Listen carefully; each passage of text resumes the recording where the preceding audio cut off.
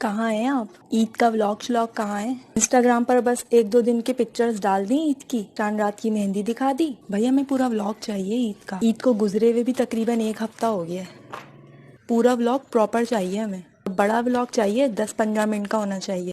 तो हेलो जी, अस्सलाम वालेकुम। सबसे पहले तो आप सबको कोकोरीना ईद मुबारक। एक तो यूट्यूब पर इस वायरस का नाम भी लो तो वीडियो डिमोनेटाइज हो जाती है। तो जनाब 10 मिनट का मैं एक प्रॉपर हेल्दी व्लॉग क्या बनाऊं? 1 मिनट की वीडियो क्लिप तक रिकॉर्ड नहीं की मैंने ईद पर। ईद के दिन क्या, ईद के तीनों दिन ही मैंने रिकॉर्डिंग कुछ नहीं की है। बस जो पिक्चर्स ली थी जैसी तैसी वो इंस्टाग्राम पर लगा दी थी, एक कम्युनिटी पर लगा दी थी। तो असल में क्या होता है, जब हम व्लॉग बना रहे होते हैं ना, व्लॉगर का सारा ध्यान रिकॉर्डिंग में लगा हुआ होता है, तो वो एंजॉय नहीं कर पा रहा होता है उस मोमेंट को। दैट्स वाई ये भी एक रीजन था that I had not record any single clip on Eid day. Even Eid के पहले दिन तो हरीम की पिक्चर्स तक नहीं ली मैंने। जो इंस्टा पर और कम्युनिटी पर पिक्चर शेयर किए हैं वो ईद का 3rd डे है। तो खैर कोई बात नहीं, घर पर तो है, दोबारा से ईद मना लेते हैं, यूट्यूब पे मना लेते हैं। मेहंदी भी हमारी छूट चुकी है, दोबारा से मेहंदी लगा लेते हैं। तो पेशे खिदमत है फेक ईद व्लॉग। इस तरह से कोकोरीना को सब कह रहे हैं कि पता नहीं ये फेक है या रियल है, ये भी नहीं पता, लेकिन इसका हमें पता है कि 100% फेक।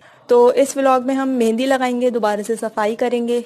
ईद पर जो सफाई हुई थी वो सब लेवल में आ चुकी है, तो इस बहाने सफाई भी दोबारा हो जाएगी। वैसे व्लॉगिंग का एक फायदा होता है, आपको वीडियो से पहले थोड़ी बहुत सफाई करनी पड़ती है, तो इस बहाने काम हो जाता है। मेहंदी लगा लेंगे। कपड़े तो इतनी गर्मी में बहुत मुश्किल है, बच्चे भी नहीं मानेंगे। हाँ, हरीम को चेंज करवा देंगे, छोटी सी तो है, चुन्नू मुन्नू की फटाफट से चेंज हो जाएंगे उसके ईद के कपड़े। और पिक्चर्स वगैरह भी ले लेंगे, थोड़ा सा इंस्टाग्राम के लिए कंटेंट मिल जाएगा। वैसे ईद के दिन ही हरीम ने जो ईद के कपड़े पहने थे, इतने उसके गर्मी दाने निकल आए। इतनी सख्त गर्मी है यहाँ कराची में, तो नलकों में से भी बॉयल पानी आ रहा है। पेशे खिदमत है, हम यूट्यूब पर ईद मनाने जा रहे हैं, तो फेक यूट्यूब ईद व्लॉग।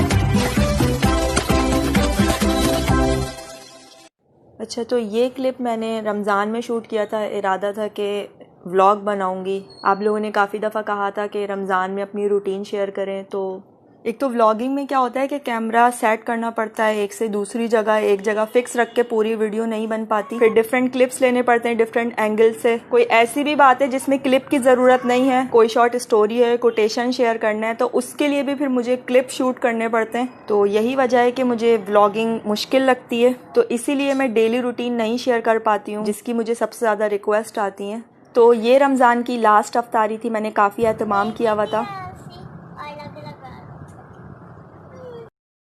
अच्छा, जैसे मैंने स्टार्टिंग में कहा था कि कपड़े चेंज हो जाएंगे, मेहंदी लगा लेते हैं, ईद दोबारा से सेलिब्रेट कर लेते हैं, बट लिटरली गर्मी इतनी ज़्यादा है कि कुछ भी करने का दिल नहीं जा रहा है। बट दोबारा से मेहंदी मैंने इसलिए लगाई है कि एक तो कोन्स रखी हुई थी ईद की बची हुई, तो वो कोन्स रखे रखे भी उनका कलर ख़त्म होने लगता है अगर हम उनको ना लगाएं। तो कोन मेहंदी काफ़ी पुरानी हो जाए तो फिर उसको लगाएं तो उसका कलर नहीं आता। आपके कैसे मेहंदी लगानी है? दोबारा से ऐसे।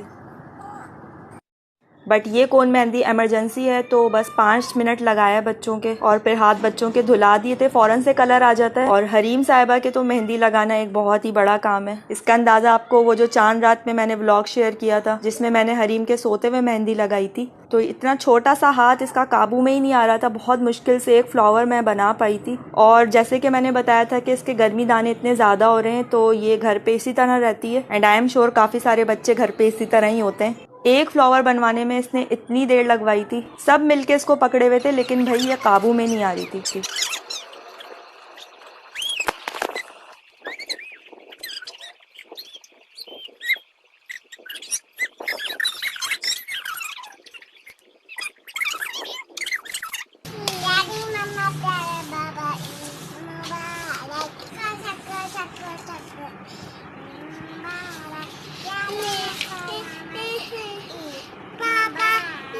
काफ़ी सारे लोग बेबी कैरियर के बारे में भी पूछ रहे थे कि ये बेबी कैरियर कहाँ से लिया है आपने और इसको यूज़ कैसे करते हैं। तो मैं ज़रूर बताती, इस लॉकडाउन की वजह से काफ़ी सारे प्लान वीडियोस के हवाले से फ्रीज़ हो गए हैं। हरीम की समर शॉपिंग डिले हो गई है, ईद शॉपिंग कोई ख़ास नहीं हुई है। तो सोचा तो था कि बेबी कैरियर पर डिटेल वीडियो बनाऊंगी, डिफरेंट शॉप्स जाकर आपको डिफरेंट वैरायटीज़ दिखाऊंगी, बेबी कैरियर की प्राइजेस दिखाऊंगी, बट अब ऐसा मुमकिन नहीं है। तो आप इसी क्लिप से गुजारा कर सकते हैं। अभी ऑनलाइन नहीं लिया, ये मुझे गिफ्ट में मिला था, तो इसलिए इसकी सही प्राइजेस भी आपको ऑनलाइन ही पता चलेंगी। और मैंने जहाँ तक सर्च किए तो ये ऑनलाइन काफ़ी महंगा है। अच्छा, इस ईद को अगर हम फ्यूचर में कभी याद करेंगे तो दो बातों की वजह से ये ईद याद रह जाएगी। एक तो ऑब्वियसली कोकोरीना, सेकंड जो प्लेन क्रैश हुआ है अलविदा जुम्मे को मॉडल कॉलोनी में।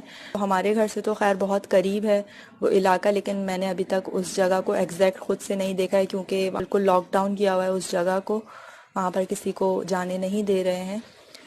बस इतना कहूँगी कि किसी काम में आपको लगे कि ये किसी की गलती की वजह से हुआ है तो सिर्फ एक बंदे की गलती नहीं होती। आप सारा इल्ज़ाम पायलट पर नहीं डाल सकते, टेक्निकल फॉल्ट्स भी हो सकते हैं। मैंने वो कम्युनिकेशन सुनी है जो पायलट और कंट्रोल टावर के दरमियान लास्ट वक्त में हुई है, तो उस कम्युनिकेशन की बेस पर कोई भी ये नहीं कह सकता कि एग्जैक्ट गलती किसकी है। सारा ब्लेम 95% पायलट पे ही डाल रहे हैं कि 5% अगर गलती भी है तो वो हमारी तरफ से है, वरना ज़्यादातर गलतियाँ पायलट ने की हैं। अब इस दुनिया में ही नहीं है, वो अपनी वजाहत ही नहीं कर सकता, तो उसके लिए मग़फ़िरत की दुआओं के बजाय हम उस पर इल्ज़ाम डाल देना सारे लोगों का, I think this is not fair. अपनी गलती को भी मानना चाहिए। आप भी काफ़ी सारी जगह पायलट को इन्फॉर्म करने से भूल गए हैं, तो ज़रा इस चीज़ का भी ख्याल रखा करें। वो सारे लोग जो शहीद हुए हैं वो हम जैसे ही लोग थे। खुदा न खास्ता कल हम और आपके साथ भी ऐसा हो सकता है, तो इस चीज़ को सीरियस लेना बहुत ज़रूरी है। सारे वाक़यात की तरह इनको भी थोड़े दिन तक टीवी पे दिखाया जाएगा, उसके बाद एक साइड में ये खबर दब चुकी होगी, कोई पुरसाने हाल नहीं होगा। तो हम आम शहरियों को इसके ख़िलाफ़ आवाज़ उठानी चाहिए। एनीवेज़, ये था ईद का व्लॉग जो कि बिल्कुल फेक था। पहले जैसे कि मैंने पहले ही बता दिया, मुझे पर्सनली कैमरे के सामने आके बैठना बहुत वियर्ड लगता है, लेकिन जब वीडियो क्लिप्स की कमी हो, काफ़ी दफ़ा मैंने ऐसी क्लिप्स डाली हैं अपनी वीडियोस में जो मेरे वॉइस ओवर को कवर करें। घर में रहते हुए क्लिप्स को कलेक्ट करना काफ़ी मुश्किल होता है क्योंकि मैं व्लॉगर नहीं हूँ, एज़ यू नो। तो घर में ही व्लॉगिंग, एक ही चीज़ को आप बार बार दिखाएंगे तो ऑडियंस भी बोर हो जाती है। But I am not sitting here to entertain you. ये चैनल मैंने एंटरटेनमेंट के लिए नहीं लॉन्च किया था, इन्फॉर्मेशन मुझे शेयर करनी थी आपके साथ, जो कि अभी भी मैं अल्हम्दुलिल्लाह कर रही हूँ। बट जब एक कनेक्शन बन जाता है मेरे और आपके दरमियान या किसी भी यूट्यूबर और ऑडियंस के दरमियान, तो ऑडियंस बिल्कुल ये रिक्वेस्ट करती है कि आप अपनी डेली रूटीन शेयर करें, अपनी डेली लाइफ शेयर करें। दैट्स वाई मुझे कोई क्लिप नहीं मिल रहे होते हैं। और व्लॉगर बनना इतना आसान भी नहीं है, कैमरे के सामने इस तरह बात करना, और ख़ास तौर पर हम जैसी ख़वातीन के लिए जो कि सामने ही नहीं आना चाहती हैं। तो आई am not willing, but clips नहीं थे तो दैट्स वाई। आपको ये फिर भी पसंद आता है कि मैं एक जगह बैठ के आपसे बात कर सकूं, तो सो आई होप वीडियो पसंद आई होगी। मिलते हैं इंशाल्लाह फिर नई वीडियो में, तब तक के लिए अल्लाह हाफिज़।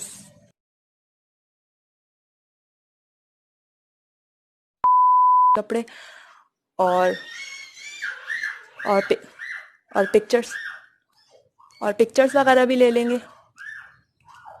और पिक्चर्स वगैरह भी ले लेंगे, थोड़ा सा इंस्टाग्राम के लिए कंटेंट मिल जाएगा। सेकंड, जो प्लेन क्रैश हुआ है, कब हुआ है? प्लेन क्रैश हुआ है अलविदा जुम्मे को मॉडल कॉलोनी में। बचपन में आई थिंक 5-6 क्लास में हमारे उर्दू के सर ने हमें पढ़ाया था कि ग्रामर में कि कलमा और मुहमिल होता है। नाउन जो भी हम वर्ड्स बोलते हैं, नाउन वो कलमा, और उसका जो निक नेम समझ लें, जैसे कि रोटी वोटी, खाना वाना, कपड़े वपड़े। तो मैं सोच रही थी कि व्लॉग का मुहमिल क्या